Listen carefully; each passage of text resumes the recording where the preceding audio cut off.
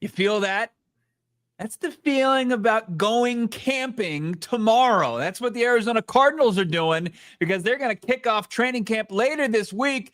The gang's back together, and I'm not just talking about myself rejoining the show, Johnny Venerable. You got your sleeping bag. You got your camping tent. We got our guns. We're ready to go to war. It's time to go camping. PHNX Cardinals starts now.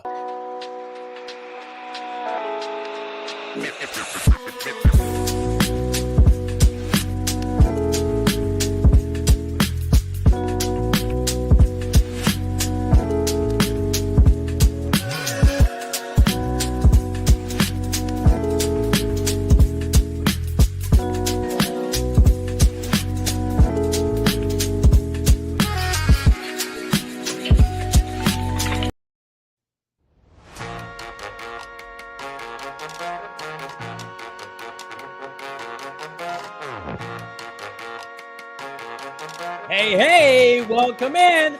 Live video presented by our friends at Circle K.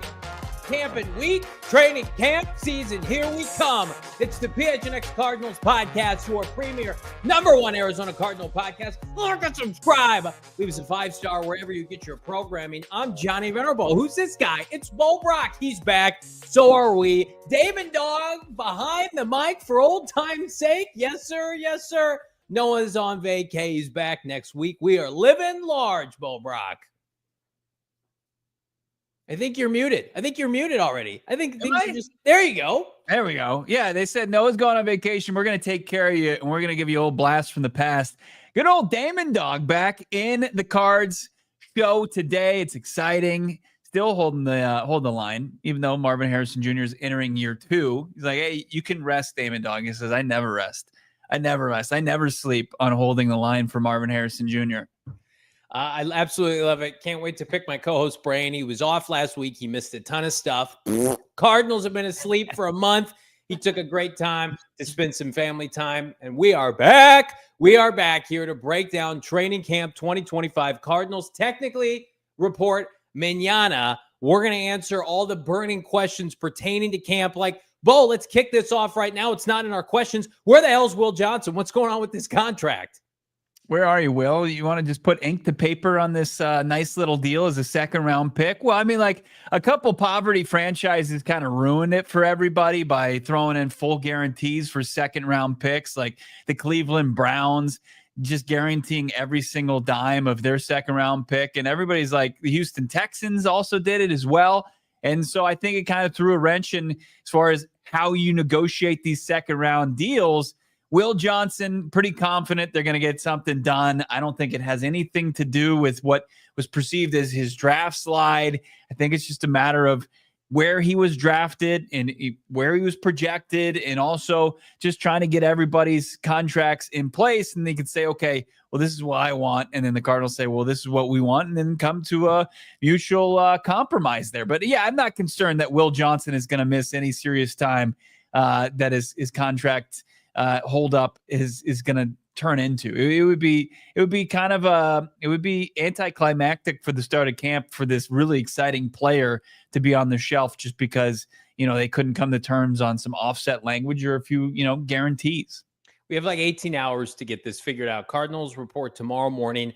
As of this morning, at around, 9, 10 o'clock Arizona time, there were 5 rookies that hadn't signed their deal.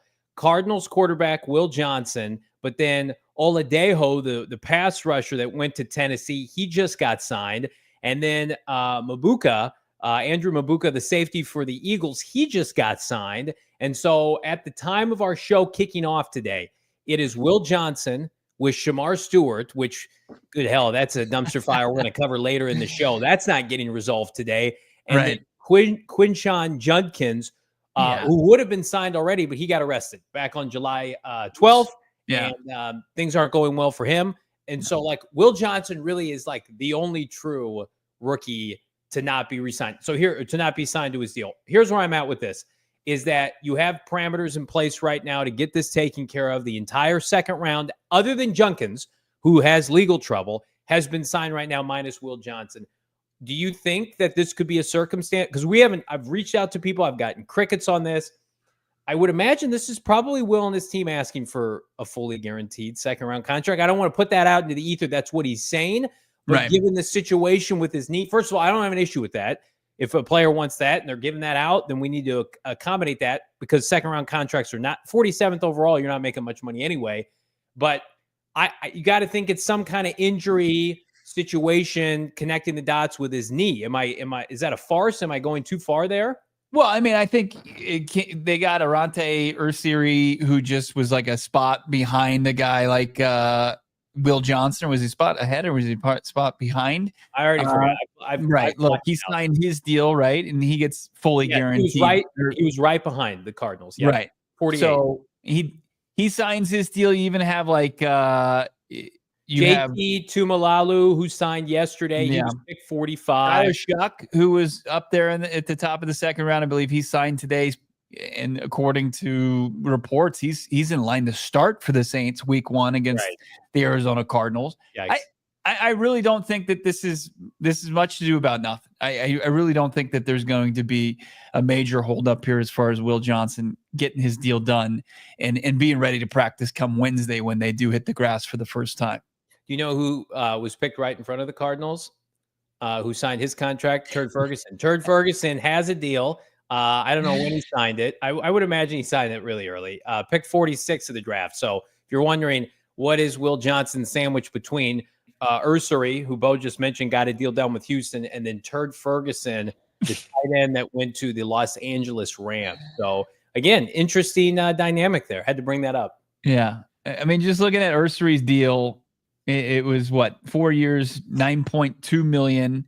And you're going to see something similar for Will Johnson. I think they were just waiting for that to come down. And now Monty Ossenfort has a little bit of a more realistic blueprint to work off of, instead of, hey, the other Texans second rounder gets fully guaranteed, kind of threw a wrench in what the Cardinals, I think, wanted to do. But at some point they're going to find common ground. This isn't old man Mike Brown going out there and just, saying horrible things about their first round pick. Like this is an organization that gets it.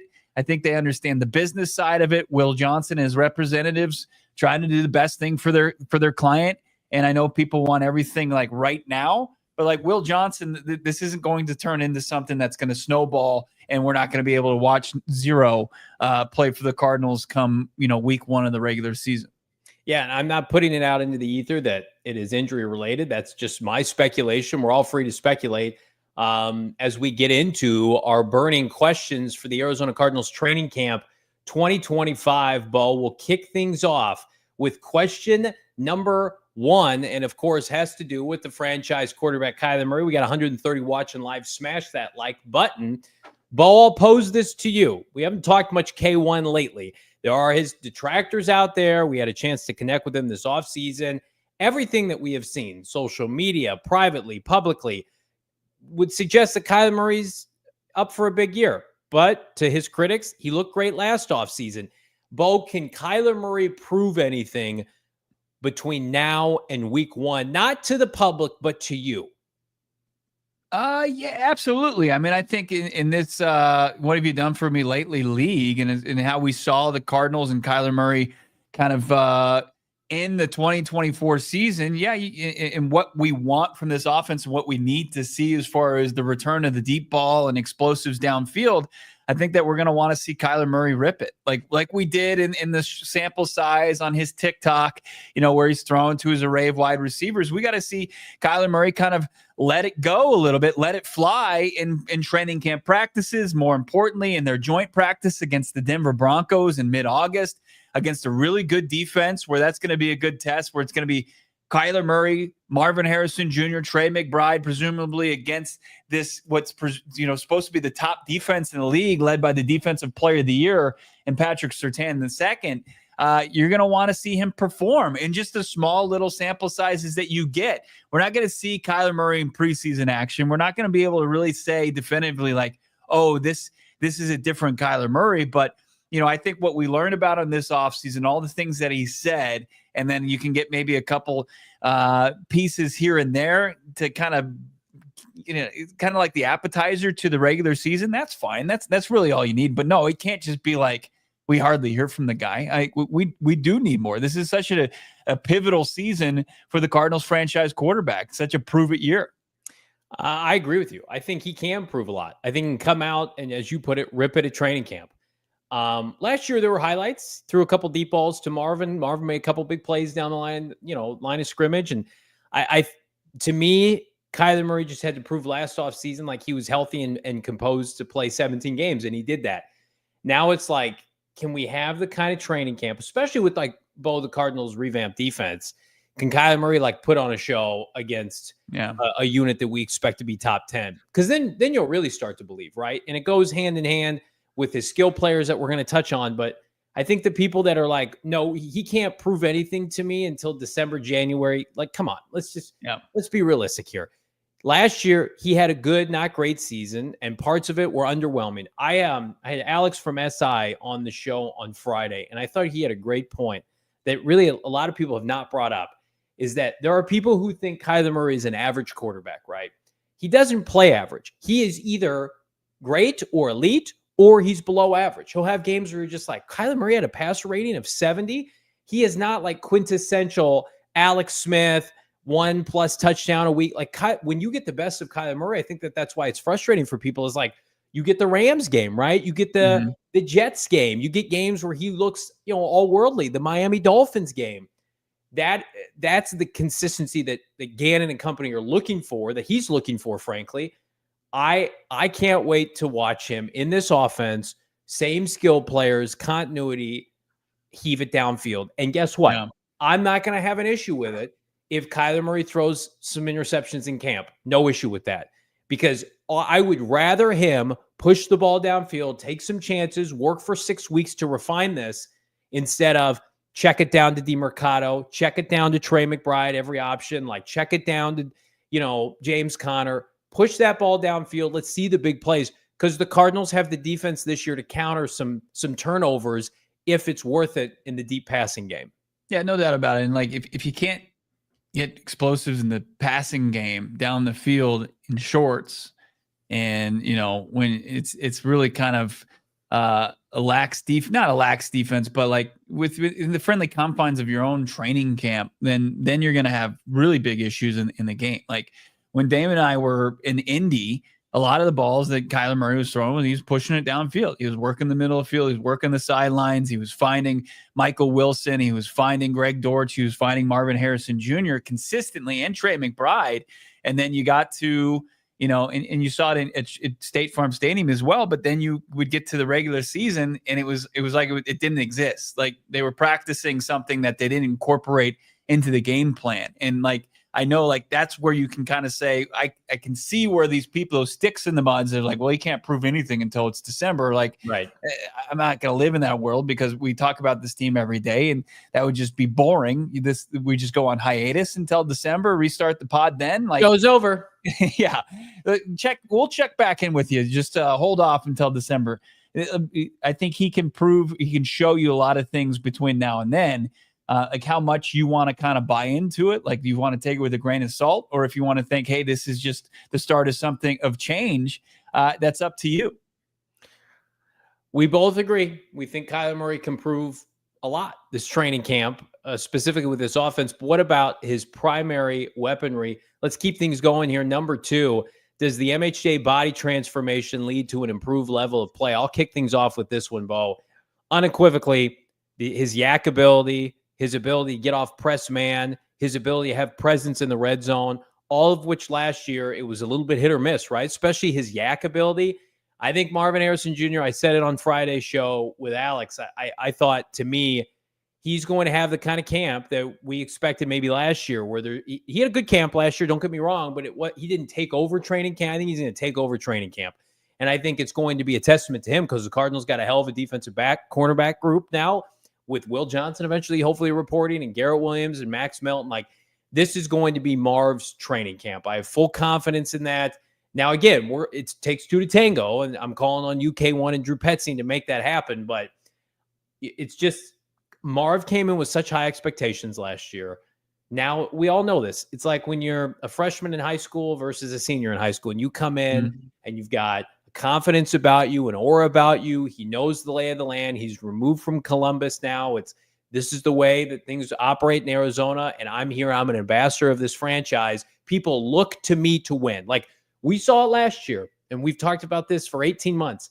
The Cardinals are not good enough, even this year, to not win without Marvin Harrison Jr. and Kyler Murray playing well together. Like they needed more from it last year with a roster that was better but not great. They need it this year to win the NFC West. And I think he takes immense amount of pride in that. He's changed his body. I think he's due for a big year. I've predicted right around 1,300 yards. Yeah, if he does, he's the Cardinals' top option. That's going to be the vocal point of their offense. From him to Kyler, that's going to be the connection. And you hope to see Trey McBride be the status quo. But if you go for 1,300 yards, man, I mean that's a big year for anybody's standards. I don't care if you're Justin Jefferson or Jamar Chase. Like you can't just turn your nose up on a season like that. My God, that still can't get over that graphic. The triceps on Marvin Harrison Jr. Like, yeah, I could be in the lab every day and never find triceps like that. Like, I didn't even know you had muscles like that. It looks like he has a baseball in his tricep. It's unbelievable. But remember what Kyler Murray told us about Marvin Harrison Jr. during our sit down back in March, where he said, like, people discounted how hard the NFL is. And also, Marvin Harrison Jr., the skill set is there. Physically, he's there. The work ethic is there. When Kyler Murray expressed that Marvin Harrison Jr. is way more vocal and communicates at a much higher level just because he's kind of he's just one of those guys that he's just soft spoken, and now he's talking more than ever. He's communicating with his teammates. He feels more, as you mentioned, kind of like that second year, kind of a bigger man on campus as far as, him in his sophomore season. Like he just feels more and more comfortable. And then also with something Kyler mentioned, the game is slowed down a little at a little bit for him, especially actually light years for him since week 1 against Buffalo. So, I mean, as far as him dominating camp, that's going to just continue to be like what we needed last year's opportunity for Marv. It wasn't like he didn't have the physical traits or the ability to do it. He just lacked opportunity and high percentage opportunities to succeed.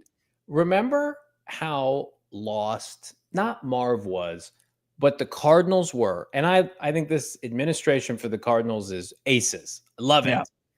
They were lost with how to use him week 1 last year. It wasn't a priority. And then they tried to rationalize it after the game, and then they had to course correct the next week against the Rams. So much so, do you remember the preseason putting him out there with like Desmond Ridder in a preseason game, and he got like one pass thrown to him and he got tackled, and people are like, what the hell are you doing? They had no idea, which is why I have given Marv the immense benefit of the doubt. I love Drew Petzing. I'm not calling for him to be fired. Well, I think I like Drew Petzing as a play caller. Drew Petzing was not equipped. Let me repeat that. The offensive coordinator, Drew Petzing, was not equipped to utilize Marvin Harrison Jr. to his full potential last year, and he has to eat it now. Now you have to go into this year, and you have to make it work. He's the 4th overall pick. He's a blue chip NFL royalty prospect. Figure it out. Again, I go back to this narrative. People are sick of me saying this. Sean McVay with Marvin Harrison Jr. What's his stat line, right? Andy Reid with MHJ. What's the stat line? And I get it. That's like the upper echelon. But I'm sorry. There is a correlation with this team getting to where they want to be this year and Marvin Harrison Jr. having a big year. Those lines run parallel to each other. Figure it the F out. I have no patience for it this year. This is not Buffalo. You got your gimme out last year. Week 1 against New Orleans. Like I'm expecting like $150 and a couple touchdowns. Yeah. No, I mean it's the Jason Bateman meme. It's like we're gonna use him as a decoy. It's like the FUR. Yeah. That ain't happening, Drew. We've done that. We've played that song and dance before, and it handicapped what they wanted to do offensively. It's just like the difference between play callers like McVay and the play callers like Petzing, who, a little bit risk adverse, right? And wants to kind of really kind of not outsmart, but try to strategize around what the opposition is going to do defensively, is a guy like McVay's like, we're going to play to our strengths. Yeah. These are our strengths. And like Puka Nacua is going to receive a lot of attention from the opposing defense, but we're still going to figure out ways to get him the football, because he's the guy that makes this offense go, him and Matthew Stafford. That needs to be the connection between Kyler Murray and Marvin Harrison Jr. in year 2. Yeah. And again, I think Drew Petzing does some good, right? Certainly from a running game standpoint. And that continues in our discussion. Next up question we got. Hey, Drew Petzing, is the offense ready to evolve this year? Let's see it, Damon Dog. I might have gone out of order. I think it's Drew Petzing up next for question. Who you love? Yeah, I'm out of order. I skipped question 3. We'll come back to this. I'm a big fan. Is Drew Petzing ready to make it? I thought it was poetic. Is Drew Petzing ready to make an offensive philosophy change? I'm Drew's biggest fan. I was a huge fan of Drew when he was getting the Bears interview job. But we won't talk about that. Again, I feel like we just touched on a lot of this, Bo. Yeah. And I put in my big prediction over the weekend, I did a little short for the YouTubes. And I was like, I still expect this team to be run dominant, but I need the offense and the big plays to look easier ASAP. Like, we're going to be at camp. You're going to be at camp Wednesday. I'm going to be at camp later this week. It's just like, I got to see it with my own eyes. It's got to look way better. If it doesn't, if it's like, oh, we're just working it, it's a work in progress. How much time do you need? It's the same players. None of the players are different. It's the same team. It's like anybody who says, I'm going to change, I'm going to do this better. And it's just it's their actions, right? I mean, you can say it till you're blue in the face. It's like, I'm going to be better. I'm going to eat better. I'm going to go to the gym. And the next thing you know, you're back in that drive-through line and you're sleeping in and you're not getting there. It's like, I've heard that a 1,000 times. I'm going to quit smoking. I'm not going to booze as much. And it's just like, next thing you know, it's as far as Drew Petzing, it's like, we know you got a run game. We know you love the run game. We know you love 12 and 13 personnel, but you got to prove to us that you can evolve and you can take this thing to the next level. You can hit that next gear. But in order to do that, you got to be willing to kind of make the play calls. You got to put it in. You got to say it in the microphone and put it in the headset of Kyler Murray and make sure that he's trying to drive the ball downfield. It's like, hey, as much as I love a check down and it's safe and it makes me feel comfortable and I can sleep at night, it takes away your ability to take advantage of your biggest assets, Marvin Harrison Jr., Trey McBride, Kyler Murray's arm strength that, it hasn't gone anywhere. If you watched him throw the ball this offseason, Drew Petzing's got to be able to show, like, this is what we're going to emphasize in this offense this year. We know we can hang our hat on at any given point. And that's the point of it, right? We can establish the run. We're going to be bullish in establishing the run, but you also have to be bullish and trying to really push this ball down the field in the passing attack. Yeah.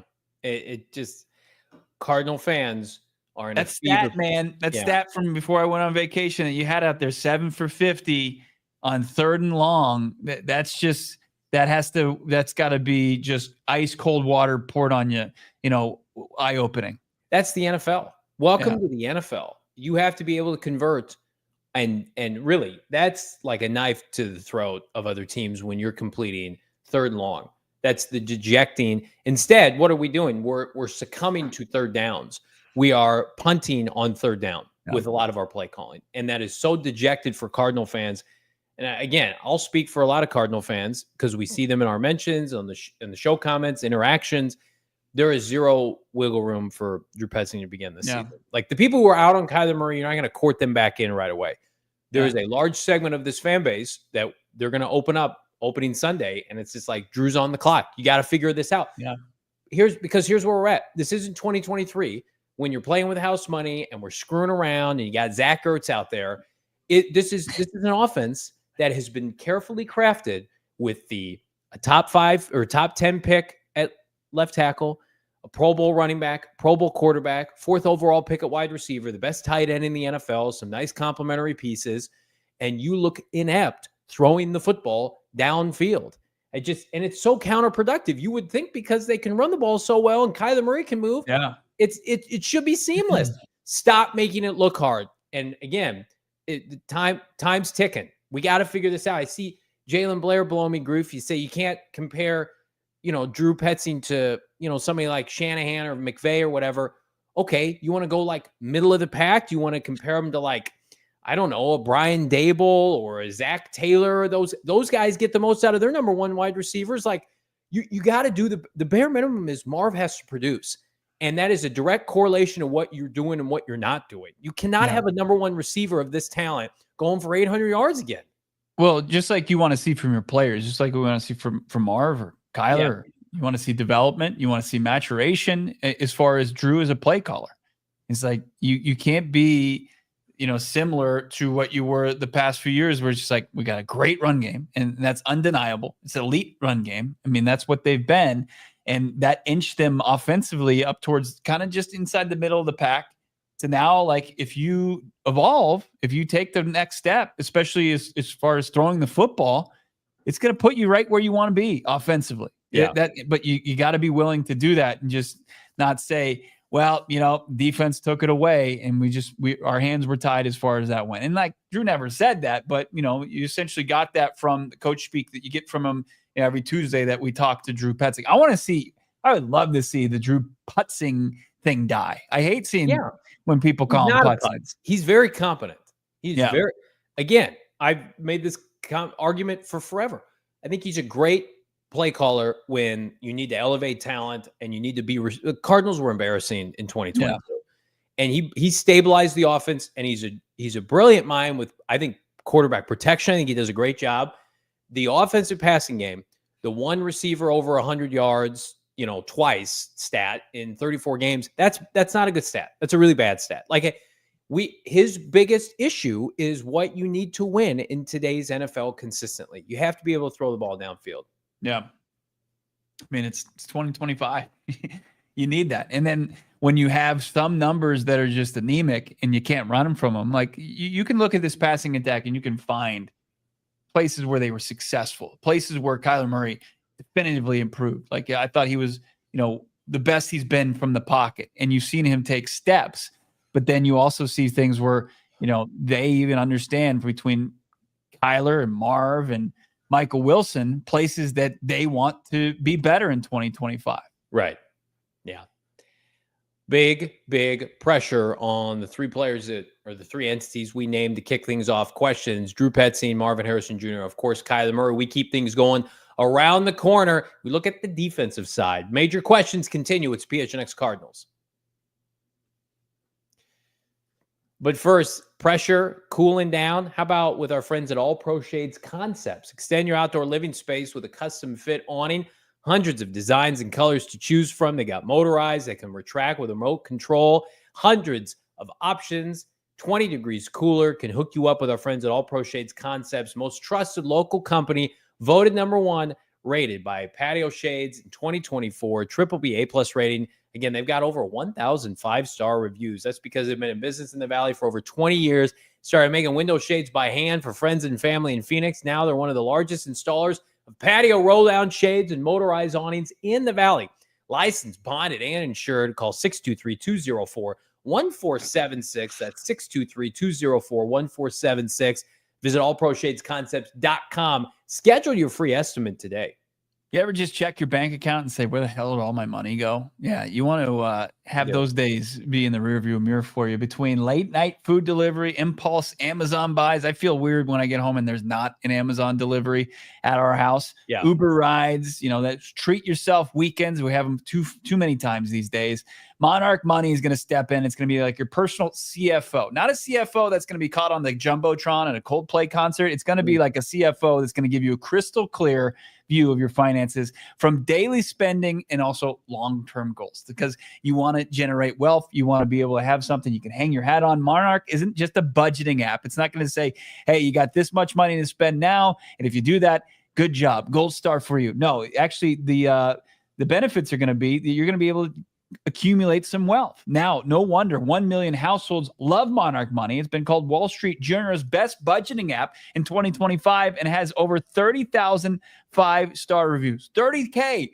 and 5-star reviews for Monarch Money. Whether you're managing money solo or with a partner or working towards the next big goal, Monarch makes it simple. Get control of your finances today. Monarch Money. Head to monarchmoney.com. Use the code PHNX. Get 50% off your first year at monarchmoney.com. That's monarchmoney.com, code PHNX. ESPN's Josh Weinfuss reporting on Twitter. He expects Will Johnson to get his contract done before the start of camp tomorrow, as do we, for what it's worth. But here's what I'll tell you. I speculated earlier about injury protection. Maybe it's just as simple as, hey, I'm Will Johnson. I should have been a first-round pick. I was projected to be a first-round pick. There was a medical that I didn't know about that caused me to fall about 30 spots, and I lost out on a lot of money. And so, again, you go where you go, and the league told Will, respectfully, like, this is where he should go. But if I'm Will Johnson, I'm sure he was like, I remember it's not comparable in the slightest, but Lalo Collins went to the Cowboys, went undrafted because there was he popped up in an investigation, and they had to negotiate his deal, and it got a little messy. So, here's the beauty of it at the end of the day is, with respect to the rookies, like, none of them are making big time money. Even the first overall pick, all their contracts are reasonable. The Cardinals have a ton of money to spend. And frankly, I'm sorry, Michael Bidwell, Monty Austin, for Will Johnson is just too important for what you want to accomplish this year. This is not a developmental guy that you can say, oh, we can slow play this because he's an off-ball linebacker taken in the 6th round. No. He could be your number 1 corner. You don't have Sean Murphy-Bunting anymore. And he takes the football away, something you cannot do. Right. So it's imperative. You cannot screw around with this. Get it taken care of. You got 18 hours. There's good faith here. Yeah, I guarantee it. There's good faith between both sides. We know the agency that Will Johnson works with, Athletes First. It's about as first class as you can get. Yep. They deal with all the teams. They have great relationships. Actually, Athletes First. Who does represent? General Manager Monty Austinford. Yep. Head coach Jonathan Gannon. Several of the Arizona Cardinals. Buda Baker. They do business with this agency all the time. And I'm sure there's never any kind of ill will or bad faith there. It's just unfortunate that bad organizations like the Cleveland Browns muddy up the waters as far as guarantees for 2nd-round picks. And the Houston Texans, they go and they make deals that no team in the league had to make, but they guaranteed every single dime of a 2nd-round pick for the first time ever. And it just kind of made things a little bit more complicated for this that, the CBA ironed out many years ago. And now Will Johnson, as you said, kind of not an uncomplicated situation, as a guy who was projected as a top 15 pick falls to inside the top 50. It just gets a little bit more cloudier. So the players report tomorrow. First practice is on Wednesday. They got time. They got blueprints. They've got, in good faith, I'm sure they're going to get a deal done. Let's keep things going here. But before we do, everybody be sure to drop a like on this video. 230 plus watching already. This is your premier #1 Arizona Cardinal podcast. Buckle up. This is the start of the regular season for Bo, Noah, and I to get things going en route for hopefully the next 6-7 months, and a lot of success and a lot of dubs. Be with us every step of the way. We keep things going here. Major questions ahead of training camp. Bo, how about this one?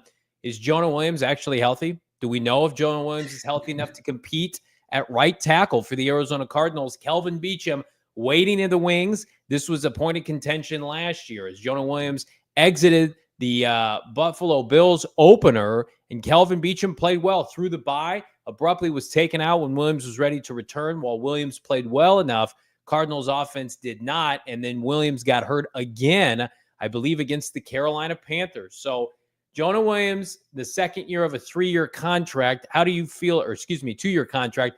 How do you feel about 73? What did you see at OTAs? What can you tell us? Well, I mean, what we saw at OTAs, what I was in attendance of was voluntary, and you saw one day Jonah Williams was working on the side and not with his offensive line teammates, and then you saw him the next day he was participating in drills. So I think this is somebody that they have confidence is going to be ready to go for camp.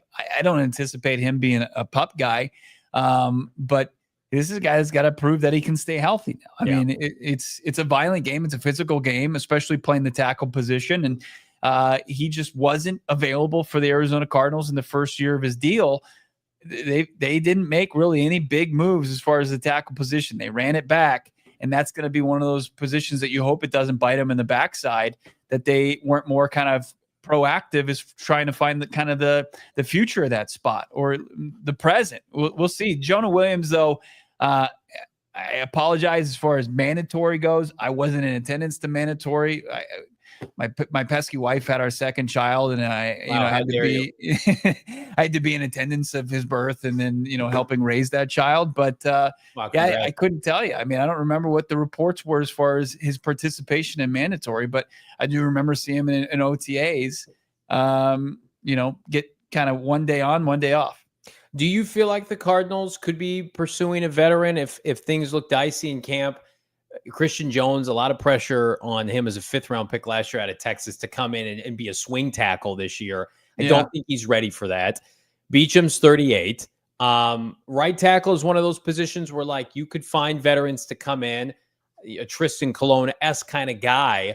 But here's why I will push back. Like, I do think, like, they were in the market for a tackle. I just didn't think it translated in terms of, like, the quality of the player that would have been available. Right. Well, you're not passing on Will Johnson and Walter Nolan for one of those tackles in this draft. Like, we saw the premier tackles go ahead of Walter Nolan, and then we saw a big gap because a bunch of guys had question marks, right? Yeah. Simmons from Ohio State specifically. That's just one of those positions where, very similar like Marvin, Drew Petzing, like, you got to look at Jonah Williams and say, hey, man, this team's ready to win. We're ready to flip and win 12-plus games. We need you healthy. We cannot do this again, because we didn't have the assets this offseason. We were, rebuilding our defensive line from scratch. We need you to honor your contract. And he is. I'm not saying he's a bad guy or anything, but, like, he has to play well. And the biggest issue with Cardinal fans or any fan base, when you give a player decent money in free agency and they are not available, fan bases will turn on you quick. And I'm not putting you on the spot. You were in the minority of people who thought that they should have gone back to Jonah Williams last year, where I do feel like the majority of Cardinal fans were like, just roll with Kelvin Beachum. And Jonah Williams, to me, if he's ready the second week of September, put him in there and cross your fingers. But I don't think the leash is going to be long for him this year. You saw what they did. They didn't want to make the same mistake twice with the defensive line, right? They made the signings the same offseason Jonah Williams was acquired, but there was more faith in Jonah Williams than there was in those defensive linemen. I don't, you can take that as an indictment, or you can say that's them being naive. You don't want to come out looking naive like this. Right. There's a lot of pressure, I think, on Jonah Williams to perform this season and be available for them. I mean, when we talked to Monty Austinford at the combine in Indy, he had mentioned that was kind of our first inkling that this is not a guy that's going to be a cap casualty. This is not a guy that they're going to part ways with after being one season and one injury plagued season. This is somebody that they're going to move forward with. And at the very, we thought maybe they might look at that position in the draft. They didn't until after the draft, the undrafted rookie free agents. They bring in Justin Fryer from Ohio State, but for the most part, that's it. They didn't add to it. They just have the status quo, and you just hope that doesn't burn the Cardinals and Monty Austinford come September, October, November. I wonder if, and then we'll pivot to the next question. I wonder if for the Arizona Cardinals, they have a surplus at a couple different positions. I wonder if, like, offensive line depth becomes a position that they look for if a player for a player is traded. If the Cardinals deal from their surplus at edge rusher, defensive line, defensive back, if they can find, how the Cardinals traded a tackle a couple of years ago to the Houston Texans in 2023. Was it Josh Jones that got dealt to the Houston Texans a couple of years ago for, a late round pick? Like, could the Cardinal, and just no expectation, just come in here and be a swing tackle, come in here and be a depth player.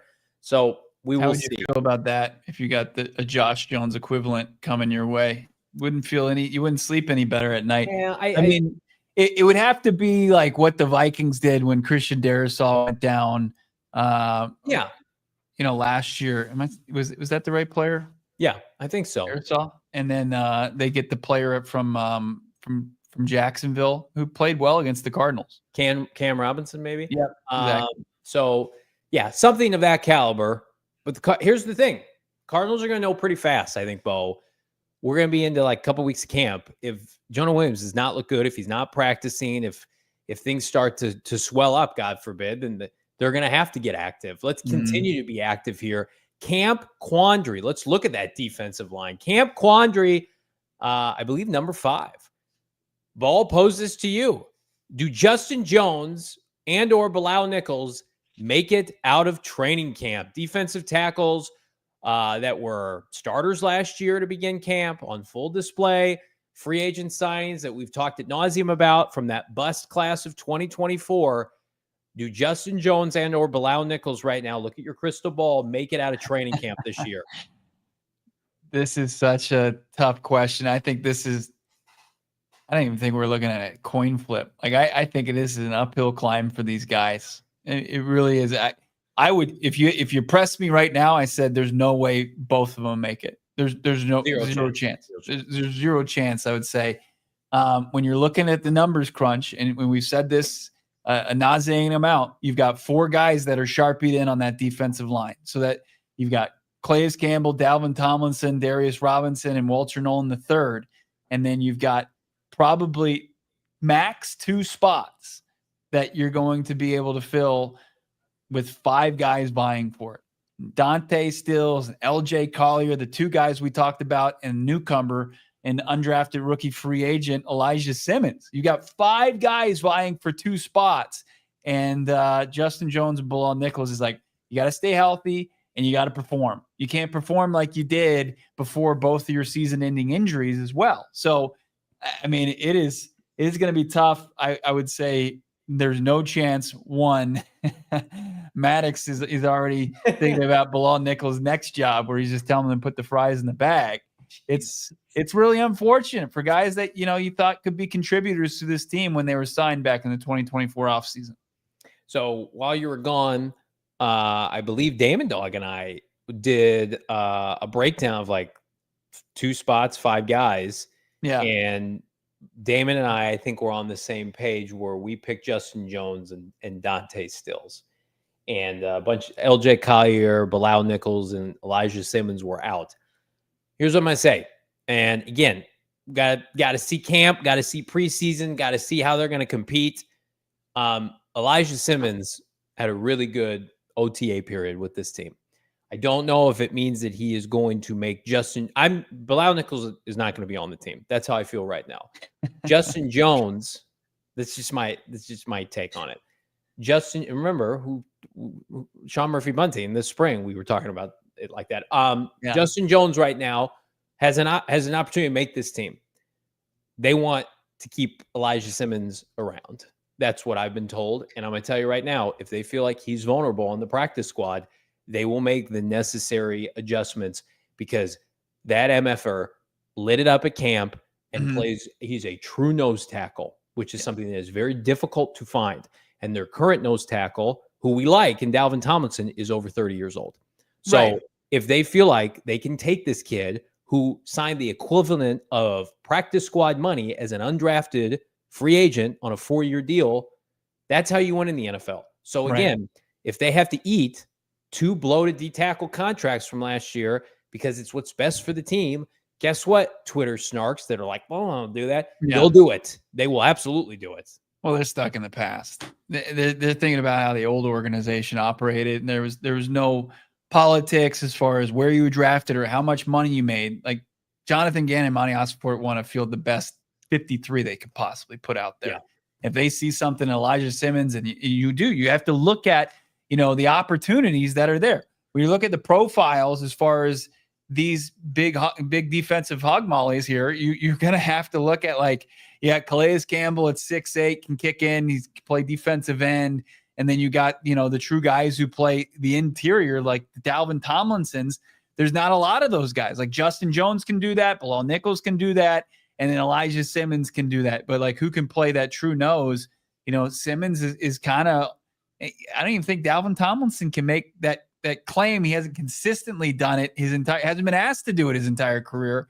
Could be on this defense, but Simmons has a little bit of a niche in here for the Arizona Cardinals, but still going to have to perform. And it's not going to be a question if he performs in the preseason, he's going to get every opportunity. You're not going to be able to hide him. So it's like No chance. practice squad, like that's not going to be an option for a guy that you were able to get post draft that you became really excited about potentially. This is the best competition we've had. It's been a godsend this offseason. Last year before, we were slumming it. This year, we're eating good on the defensive line. First world problems. But we are Team Elijah Simmons all the way. We're also Team Rookie Class. Let's take a look at two rookies in particular. Are Will Johnson and Cody Simon ready to assume immediate starting jobs? Well, Will Johnson's got to get a contract done here, but assuming his contract does get done, I'll answer this kind of twofold quickly, and I'll throw it to you, Bo. I think Cody Simon runs with the ones to open camp. That's my big prediction here.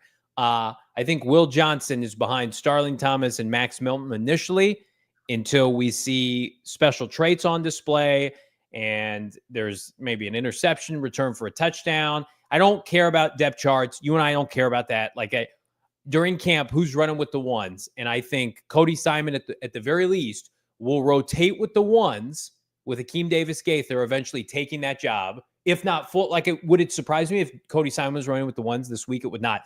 Akeem Davis-Gaither is not an internal signing that's been with the team for a couple of years. He's also an external. He just happens to be 27 years old and comes from another franchise. Will Johnson, I think, will be a backup to begin camp, but eventually cream rises to the top. Man, I don't know. I kind of flip-flop my confidence as far as I don't see those as both off out of this world, like not even going to happen. I can see the reality where both of those things happen. I just put my confidence level more so in the second round pick, getting the opportunity, and kind of what I saw, during OTAs, and this was all voluntary, right? I think Will Johnson is already going to be firmly in the conversation to start at outside corner for the Arizona Cardinals, where I think Cody Simon probably created some goodwill for himself, some momentum.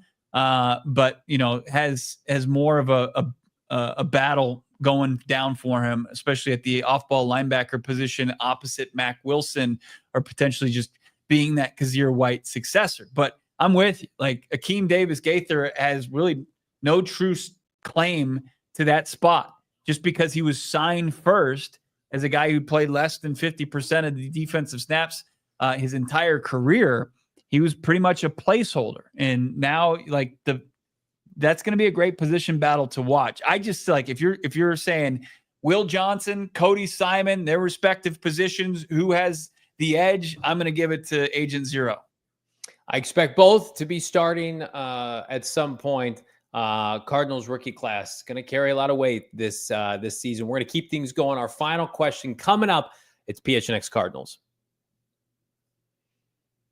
You got questions about what's going on with your checking account, your savings account? What about a mortgage, loan, or credit card options? Take a gander with our friends at Desert Financial Credit Union. There's no better place to do your banking than Desert Financial. It's because for more than 84 years, they've been Arizona's largest, most trusted local credit union, dedicating to creating exceptional experiences by giving back to the community and providing financial solutions that make lives better. Again, join the credit union that's committed to giving back to the community, sharing success. How about sharing some funds? When you open up a free checking account online, you're getting $200 in bonuses. Get started by visiting desertfinancial.com/200 to get started and get an exclusive Arizona Cardinal Visa debit card, Bo, in the process. It's beautiful. It's a beautiful thing to have, a checking account with a bunch of money in it. But of course, when you get to July in Arizona, you start to pay those energy bills. You start to see a little less money in that bank account. Well, now it looks like your mailbox is crossing the surface of this. When you go out to the mailbox, it's like crossing the surface of the sun. When you get back inside, you're always looking for that cool air. And APS is setting you up to really enjoy nice cold dwelling. You got the smart thermostats that they're giving out as low as $0. That's right. With APS, they got those smart thermostats that you can really kind of optimize and save your energy bill, cut costs on it for your cooling bill. It's unbelievable what they can do, and you can do it all from your smartphone. Check it out. Get that smart thermostat from APS. APS customers right now get thermostats as low as $0. Cool rewards program. You enroll in that. You get the free installation as well. And then you get, if you already have a smart thermostat, you're eligible to join with APS. Head to marketplace.aps.com to check out rebates, offers, and cool down your energy bill the smart way with a smart thermostat from APS as low as $0. Must be an APS customer. Shipping, taxes, and other restrictions apply. Details at marketplace.aps.com.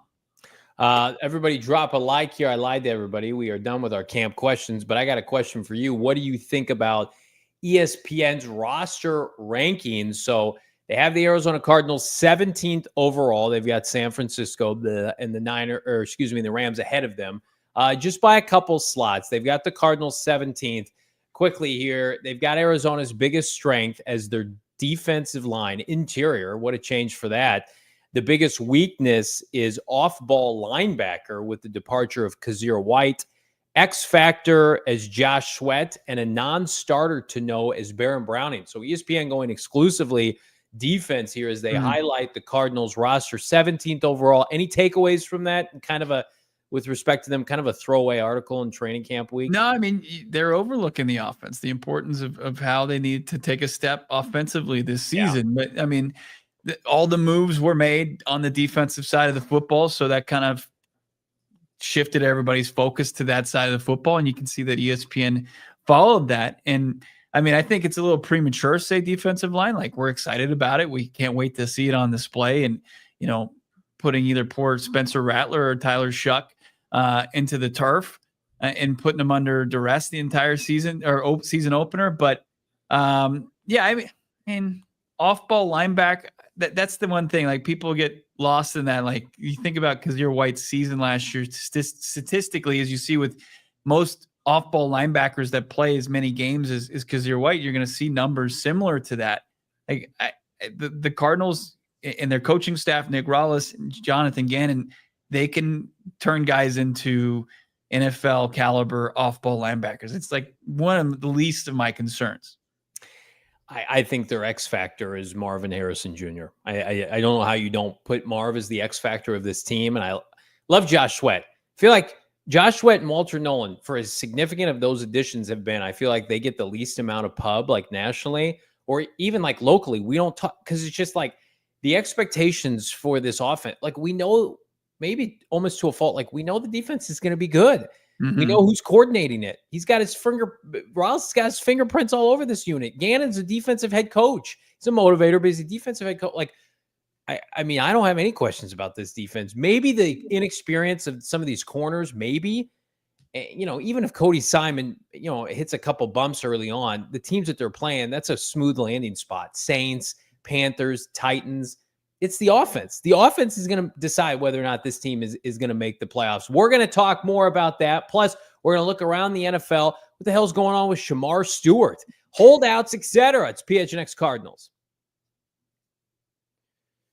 I'll tell you what's going on with our friends at Circle K meal deals that you can taste just by listening to this ad because it's worth the money. I went to a specific, let's just call it ice creamery over the weekend. Rhymes with Schmary Schmeen. And my wife and I got a small blizzard and a small dip cone, and it cost $11. Can you believe that? And then I thought to myself, I told my wife, I go, you know what doesn't cost $11? The meal deal matrix with our friends at Circle K. $3 meal deal, hot dog or a tornado, Frito-Lay chips and a Polar Pop. $4 meal deal, breakfast Sammy hash brown and a Bang energy drink for $4, or a $5 2 pieces of pizza and any soda or Polar Pop right now. I paid almost $11 for 2 small ice creams. I mean, Circle K is going to do you right. Join the Inner Circle for free by downloading the Circle K app today. Terms and conditions apply. At participating locations, visit CircleK.com for more details. I might just start going to Circle K for everything. Frankly, if this, I thought that this place was gonna be, oh yeah, ice cream in the summer, it'll be affordable. This is $11, sir. I'm like, what? Yeah. I'll never stray from Circle K. This sweet little free Inner Circle rewards app. I paid $2.74 a gallon. Oh. I was making my way through my beloved Yuma on my way home from vacation. I went there, punched in my phone number, and my free membership program saved me 25 cents per gallon. And it was already just $3 there in that great city. And $2.74 a gallon. It was unbelievable. Yuma, the city of gas. I know it is. It's the gas king of Arizona. Yuma.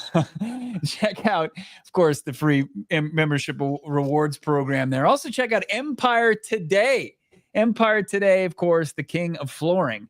They don't call themselves that. They would never. They're modest. They're humble, just like this podcast. And they're professionals. They're going to make it quick, convenient for you to upgrade your flooring, whether it's hardwoods, laminates, carpeting, tile. They got everything for you, and they're going to do everything within their power to make it as easy and enjoyable as experience. You're going to love your new floors. Tap into their virtual floor designer right now. You can see what it's going to look like in your house, your condo, wherever it may be that you're upgrading your flooring. Schedule a free in-home estimate today. Start your journey with $350 off just by listening to PHNX Cardinals. Use the code PHNX. Go to empiretoday.com/PHNX. Use the code PHNX for that $350 discount. Restrictions apply. Visit empiretoday.com/PHNX for full details. Appreciate all of our sponsors today. Everybody drop a like on this video. Send your super chats now as we're just getting ramped up. If this is your first time watching the show, welcome, friends. We do it every day here at 4:30. Before we get to Around the NFL with Shamar Stewart and company, you had some info. Cardinals, Kyler Murray talked on in a recent fan video on the new rivalry jerseys that are incoming. We should know the Cardinals, the rest of the NFC West, going to be doing some rivalry jerseys, and we think it's going to be the Thursday night home game early in the season against Seattle, Bo. Yeah, so yeah, because it's a division rival and all the NFC West teams are doing it, as you said. So it just makes sense that they would kind of launch them that way. I'm sure we're going to get a look-see at them probably before the season, but they're supposed to kind of take on the community that each respective team resides in. And the Arizona Cardinals, I mean, some people are speculating that they're going to use some sort of snore and stand vibe, whatever it could be. I don't think anybody has any insight, but this was a video that I caught wind of on social media of Kyler Murray. Was it our guy, Gerard? He sent it to Johnny and I in DMs, and this was Kyler talking about him. Kyler, what do you think about the rivalry jerseys? And what do you think if it were up to you, what would the Cardinals rivalry jersey look like? You're just waiting? Yeah, do you like the... Yeah. Oh, you've seen them? Yeah. You like them? Nice. All right. I mean, that's good enough for me. Now, what is Kyler Murray going to say? Like, they're lame, I don't like them? But Kyler Murray's not one that takes, I think, his threads lightly. I mean, he obviously, when he talked to us about throwbacks, he's got a appreciation for uniforms and just fashion overall. He's not somebody that, like, if he got they said, here are your rivalry uniforms and they're pieces of crap, he wouldn't be saying it like this. No, he'd be like, oh, they're solid. Pretty good. His voice would get higher as he says it. As you know, maybe he touches his head. Maybe he had a hand in helping design them. Maybe they were like, Kyler, what do you think of these? Do you think the players would like these? I bet they're great. I bet, like, we need our version of, what are those, the Black Sun jerseys? What are those called? The Valley jerseys? Yeah, we need our version of that. And Cardinal fans, like, here's the thing. I know a lot of people around, hindsight 2020 do not like the current uniforms, right? Which is crazy. You can't go from poverty uniforms to elite overnight, right? The Cardinals had to hit a double with those 2023 jerseys, and they did. I love the white ones. I really like the black and the red ones. The only thing is they need to go white pants with the red jersey top. But, like, overall, like, were they safe? Yes. Are they going to age well? I think they will. They're so much better than the horrific early 2000s piping. So you hit a double with that. This is something now that you can take a bigger swing on and hopefully get some younger input. And, like, this jersey, respectfully, is not for the boomers out there. This isn't for, unless it, to each their own, no ageism here. This can be a jersey that speaks to the younger generations. You can go crazy with it. I think that would be in their best interest. Try to get some cachet, some juice with this jersey. Go nuts. It's like a blank canvas. You did your safe approach, which I love, and I have one of the new Cardinal jerseys. Bo does not because he doesn't wear jerseys. But I think this one you got to go off the deep end here, get a little nuts. Yeah, look, I mean, say what you want about the ownership. The ownership are kind of stuck in their ways to keep the uniforms, no matter how you kind of change them up. They've got some boxes you have to check off. Yeah. That are carried over that go throughout the history of this organization. And with that, you haven't really been able to truly entrench yourself in the community, the Arizona community, because you're still celebrating the Chicago Cardinals, St. Louis Cardinals, right? And there were a couple staples that they took with them, and Michael Bidwell likes to always make sure they're honoring. But now this is just like MLB and their City Connect jerseys. You can get you can really get far away from that, from what was been traditional to Cardinals and to almost to a fault. Now, like, they don't have that criteria and all that stuff they have to abide by.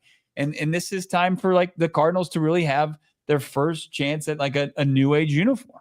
Like, my dad likes gray or white Cardinal t-shirts that are almost with nothing on them except for like minimal lettering. Right. That's what he wears. That, and then again, Killer Rex called me a boomer in the chat. How dare you? Never. But again, there are certain, like, the jerseys that they released 2 years ago had to appeal to everybody. They had to appeal to the masses, right? And to your point, hopefully prior generations got into that, and now younger generations, you associate hopefully those jerseys with winning. Hopefully that comes this year. This is when you can get nuts with it. We're getting nuts here in overtime. Bo's been waiting to do that for over a week. It's OT here on PHNX Cardinals training camp Monday. Does anybody have a lead on what they look like? People have been asking us. I have no idea. I haven't been on the uniform beat since we were doing the Lord's work. Mining Ossenfort's first offseason, we were just peppering him with questions about that. Yeah, once that happened, it was like the end. It was end game. You were Iron Man, and they were just like, "You can rest now, Johnny." And then you passed away. And then your mission was complete as far as the Cardinals getting new uniforms. Yeah. But now, like, this is just added value. This is something I think you can really have some fun with. And like, you can have your disgruntled boomers that like to shake their fist at the cloud and say, that's not the old football jersey that I love, where it's like the too long short sleeves, and you got the massive shoulder pads and all that.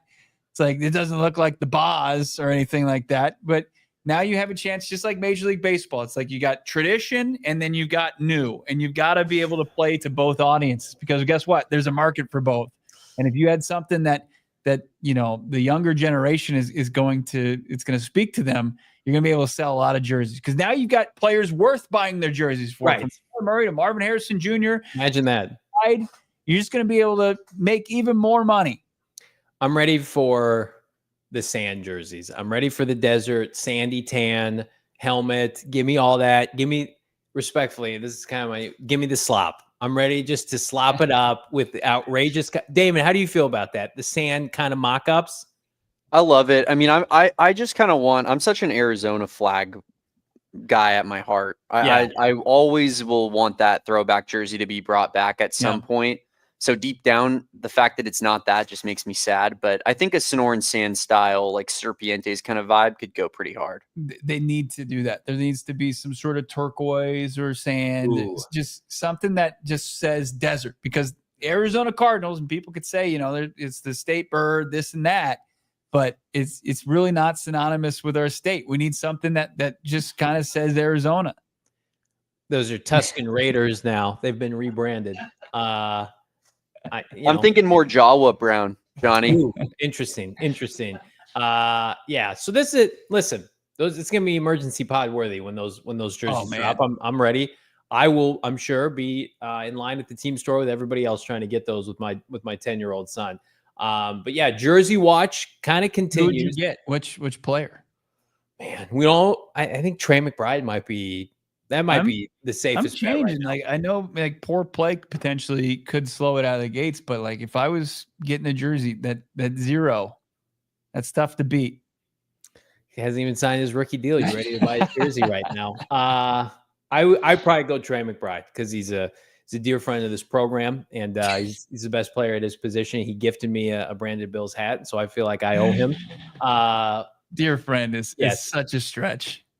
Such a stretch. I'm going to see him at training camp. He's like, what? He'll probably be like, what's your name again? No, he would never do that. How dare you? Here's who you're not going to see at training camp anytime soon. Cincinnati Bengals pass rusher Shamar Stewart. Mike Brown spoke earlier today, reminding everybody that it can always get worse with ownership. Does this one feel unique? This one is surprising. I hesitate to get into the detail, but basically it turns on whether out years are guaranteed if he gets involved in conduct detrimental to football. Well, what does that mean? Detrimental to football in recent years has been violence to women. That's about the one that comes to mind. There are others probably, but that's the one that I think of. Well, if we get a player who gets involved in something like that or does something that is just unacceptable, guess what? I don't want to pay him. I really don't. If he's sitting in jail, I don't think I ought to be paying him. And so we say that if he got involved in conduct detrimental, we'd have the right to terminate the guaranteed part for the back years.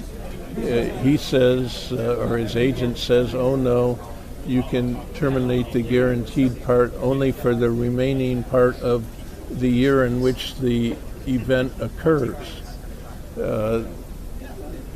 Oddly, something like this has never occurred in my memory with us. I don't think it's going to occur. So we're sitting here arguing over something that I think is pretty remote. And I ask myself sometimes why the hell we're doing it, but we are. And he's doing it too. And at some point we got to put this stuff behind and just get him signed and get him up here and get him so he can be a contributor. He needs to get underway soon. It doesn't help him or us to have this strung out. If you're still with us, that was the old man from Up going off for about 2 minutes. Unfunny Don Rickles owns the Cincinnati Bengals. Good hell. Again, say what you want about Michael Bidwell. I think he's come a long way. I think he's making changes, doing a nice job. That is a horror show of 2 minutes if you're a Bengal fan. Bo, you're muted by chance. Oh, we lost Bo's audio. I don't think Bo, you got your audio? Yeah, we got it, right? Yeah, I mean, the ramblings of Mike Brown nearly took us all out. I mean, but it did resonate when he's saying, you know, as long as he's been doing it, it's like this guy's been around for a while. Holy hell. He back leather helmets. Is that what we're talking about? Back before the forward pass? Yeah. But it is like unprecedented. But, you know, the Bengals continue to put themselves in these positions. A lot of it makes sense to me. Like, the fact that you want to have that offset language to protect yourself as a franchise, just like the other 31 teams, but you understand like why it takes so long to do business with this organization, because ramblings like that, I'm sure they get on everything they need to approach.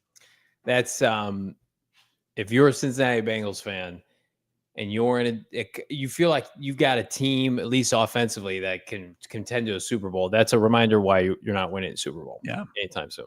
Like that, again, like the Cardinals, we are not going to throw rocks in terms of ownership. But that video right there, when you're disputing with your 17th overall pick, and listen, I think Shamar Stewart is going to need all the help he can get after 1.5 sacks and no OTAs and now no training camp. But I mean, talk about that, the stuff that they've said that they're backtracking now on Trey Hendrickson, and that deal's not done. Bengals to me are an easy sell this year. There's too much heat around that organization. I mean, they get further and further away from the Hendrickson, you know, with TJ Watt getting a deal recently, another pass rusher getting a ton of money. It's like you cost yourself more and more money with Hendrickson and what would have been a relatively team-friendly deal for the guy that led the league in sacks and has 35 sacks for the last 2 seasons now. I mean, the price just has to be going up.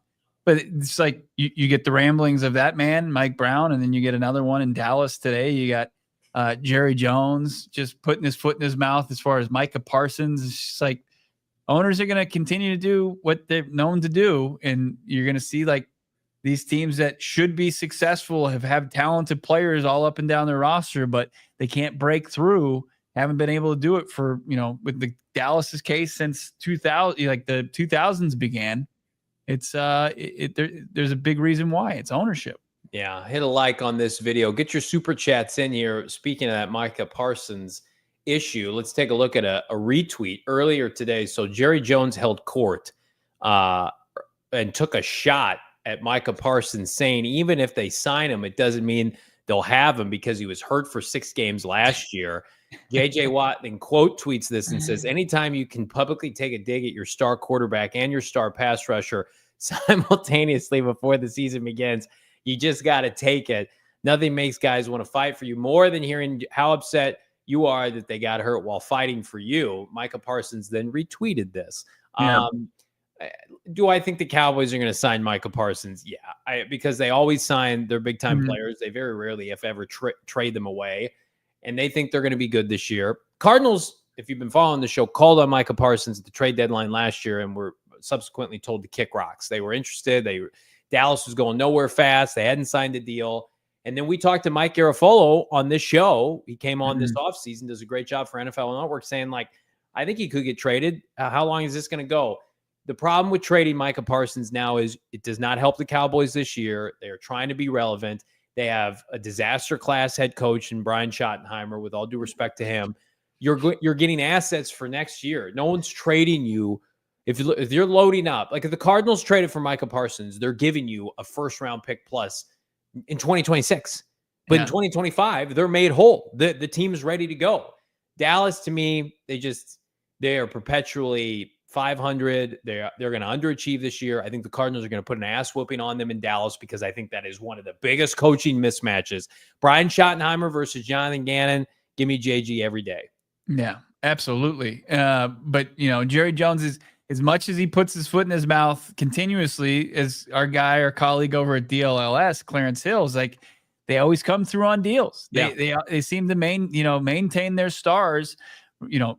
Public awful negotiations going on with Dak Prescott and the rest of the guys that they kept, like CeeDee Lamb.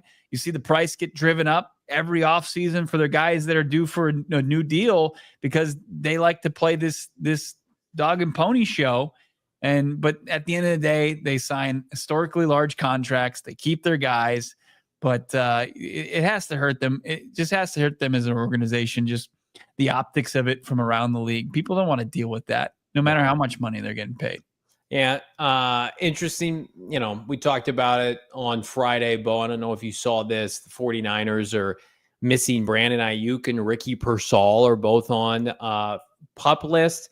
Jawan Jennings is holding out. They worked out, by the way, I think like 2 or 3 scrub dirt wide receivers on the free agent market. And then you got ESPN. They're like, ESPN, I didn't mean to come back to this article, but it just pisses me off so much. So ESPN ranked them ahead of the Arizona Cardinals in terms of the roster construction, right? So Cardinals were 17th. The 49ers, let me pull this up here. The 49ers, I believe, were 11th and 10th in the NFL. Sure. Their biggest strength was George Kittle. Their X factor is Christian McCaffrey. ESPN is projecting Brandon Ayuk as a starting receiver for them. He's not even healthy, right? He's not playing right now. So to me, I just look at this and I'm just like, I need the season to start and I need the Niners to be exposed in the worst way. Right. No, the idea of the 49ers is great. Like you think about all the talent they have on paper, but then the reality sets in, like who's going to be available, who's not going to be available, and what you're going to be asking of Brock Purdy. It's just, it looks a lot like last year. Guess how did last year went? Not well. They were the last place team in the NFC West, and they didn't play defense very well, and they just didn't come through when they needed to.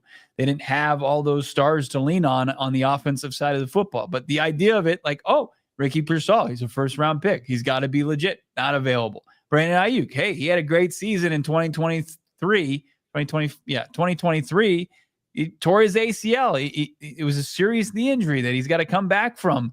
Not available. Christian McCaffrey had to have like cutting edge, certain not procedure, but have his Achilles, and he's 29. It's just a mess. Everybody's like a million carries. Yeah, he's going to turn back the clock all of a sudden. That's not how the NFL works. Like once your production declines, it rarely comes back and gets to where it once was. It's just, again, it's a slap in the face to ball knowers because, again, like go through this lineup. Brock Purdy, okay, who we think is average. I think you and I are on the same page with that. McCaffrey, who's 29 and I think is slow and old. Kyle Juszczyk, a fullback who they had to cut and then re-sign because his contract was not friendly because he's old. Ayuk not healthy. Juwan Jennings holding out. Ricky Pearsall not healthy. George Kittle, who's about, 34? Trent 31. Williams. Yeah, 31, excuse me. Trent Williams, who's almost 40.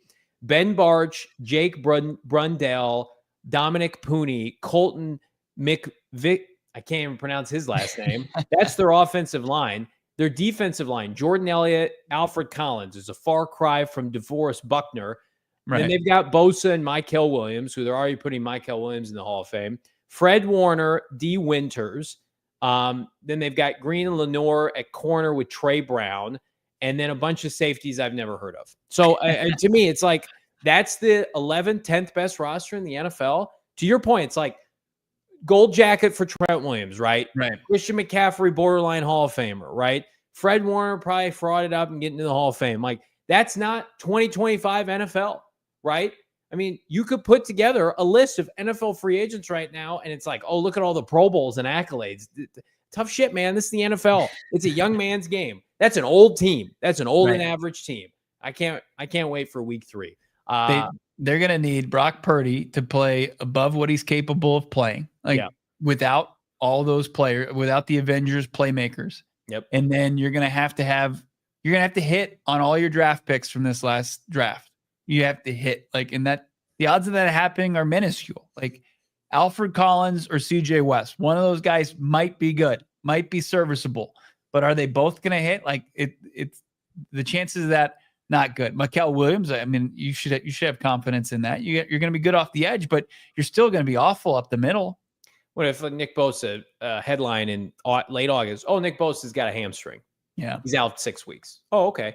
That defense was already below average. Oh, they're terrible now. Super chat. We just got one there. Our guy Shaft, $10. Bo Shaft hadn't been able to post in the live chat. He's still working it out.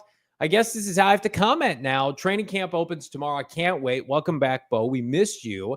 Let the battles begin and may the best man win. Just stay healthy. No, thank you so much, Shaft. Shaft, whatever it takes, man. We want to get you back we have to chatting figure out consistently. that account, my guy. Yeah. I don't know what's going on. Damon to your house so he can troubleshoot. Yeah. Little IT for you. IT Damon Dog is going to come and fix it up for you. But thank you for the $10. That's generous. I got to say, though, Johnny had a great bunch of fill-ins from Donnie Druin to Damon himself to Alex on Friday, Espo firing up the mic, talking some cards ball. It was great to see all those guys jump in and fill in for me. We got a great community of content creators, Cardinal personalities. Donnie and Alex are doing great work at SI. Follow them now. Yeah, free Shaft, absolutely. I'm going to tell you what's not free, but is borderline free. If you become a diehard right now, I posted this on my Twitter earlier today. People have been asking. We have restocked officially our MHJ and our K1 celebratory tees. Those are available right now. So I know people have been holding off to use their diehard free piece of merch. Speaking of diehard, this t-shirt's available as well. Go and get that right now. Every size. I think extra small or extra small all the way through multiple extra larges. They're the best 2 shirts we've ever done. We've got new concepts, new shirts coming out in just, I think, a matter of weeks. So perfect timing. Mm-hmm. Get these shirts now, and then we got new shirts dropping for the 2025 season. But true to our word, those shirts have been restocked. That's unbelievable. That's great news. The celebratory tee for K1, that's been a low stock for far too long. So now for those who it's consistently in our Twitter mentions, it's in the Discord. People ask for that back. It has finally happened. Go and get them while you can. Get those MHJ K1 t-shirts now at the ALLCITY Network store. Unbelievable. It's great to be back, Johnny. Great to have you back, my guy. Everybody reports to camp tomorrow. I mean, before you know it, we're going to be at practice on Wednesday, and this thing's going to be full go. So we have shows Monday through Friday this week, and I believe we are also going to have a post-show producer pending. Bo and I are going to practice on Sunday, so at very least we'll have content coming out every single day training camp moving forward. If I know my co-host, there will never be a day in which PHNX Cardinals is not represented at camp or practice moving forward. So you know where to go. Drop a like, drop a comment on this video, subscribe. We're trying to get to 50,000 subscribers, Bo, before the start of the NFL season. We know you can get us there, my guy. Let's go. Yeah, 42, almost 43,000 people have said, yes, I want the best sports content in Arizona by subscribing to PHNX Sports. You should do the same. We love it. PHNX Sports is the one-stop shop from Damon on AZ Wildcats to D-backs and Sons talk to us right here talking PHNX Cardinals. Subscribe, like this video, and barring any breaking news, probably won't go live for a Will Johnson contract. It's expected, but if it happens, we'll have that news for you tomorrow at 4:30 right here. PHNX Cardinals. Talk to you then. We all silly like the mayor.